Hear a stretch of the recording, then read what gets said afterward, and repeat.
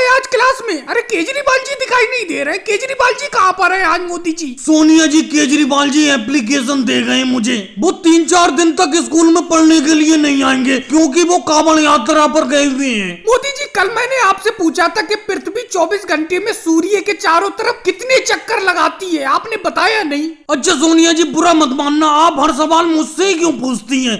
Class में तो राहुल भी है, राहुल से तो कुछ पूछो। और रही पृथ्वी के सूर्य के चारों तरफ चक्कर लगाने की बात, तो पृथ्वी जितना चक्कर लगाती है सूर्य के चारों तरफ उतनी लगाती होगी। वो तो ये को भूगोल में मेरी नॉलेज अच्छी है, इसीलिए मैं सही सही जवाब दे देता हूँ। अच्छा अखिलेश, एक बात बताना, आज तुम पढ़ने के लिए लेट क्यों आए हो, देर से क्यों आए हो? सोनिया जी, कल आप ही ने तो कहा था कि एक मुहावरे का उदाहरण देकर समझाना। अरे अखिलेश, कौन से मुहावरे का? आपने कहा था कि घोड़े बेचकर सोना, इस मुहावरे का उदाहरण देकर समझाओ। तो मैंने ही तुम्हारे इस मुहावरे का उदाहरण दे दिया। मेरे घर पर एक घोड़ा था, उसे बेचकर मैं सो गया।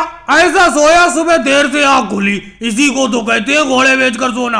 वाह अखिलेश, तुमने तो कतई मुहावरे का असली उदाहरण दे दिया। अच्छा राहुल, मैंने भी तुम्हें एक मुहावरे आम के आम गुठलियों के दाम, इसका उदाहरण देकर लाने को कहा था, लिख कर लाए कापी पर? अरे मम्मी जी, लिख कर क्या लाया? मैंने भी अखिलेश की तरह इस मुहावरे को असली बनाना चाहा, लेकिन बन ही नहीं पाया। कैसे मेरे बेटे, बताओ तो। आपको पता ही है, जब अपना लोग स्कूल की छुट्टी के बाद घर पहुंचे, मैं आपसे 50 रुपए लेकर गया था। हाँ गया तो था मेरे बेटे। उस 50 रुपए के मैंने 1 किलो आम खरीदे। आम खाने के बाद मैंने आम की गुठली बेचना चाहिए, किसी ने खरीदी ही नहीं, दाम ही नहीं मिला मुझे। लेकिन इस मुहावरे ने तो काम ही नहीं किया, आम के आम गुठलियों के दाम नहीं मिल पाए मुझे। अच्छा लालू जी, योगी जी, आप हमेशा पीछे क्यों बैठती हो, आगे क्यों नहीं बैठती हो? लालू जी, आप गणित का सवाल बताओ। सोनिया जी, आप मुझसे हर विषय का सवाल पूछ लिया करो, लेकिन ये गणित यानी कि मैथ का सवाल मुझसे मत पूछा करो। गणित से मेरा कोई खास याराना नहीं है। लालू जी, तुमसे तो कुछ भी पूछना बेकार है। योगी जी, तुम एक मुहावरे को उदाहरण दे के समझाओ। अब आया ऊंट पहाड़ के नीचे। अरे सोनिया जी, आप भी अजीब बात करती हो।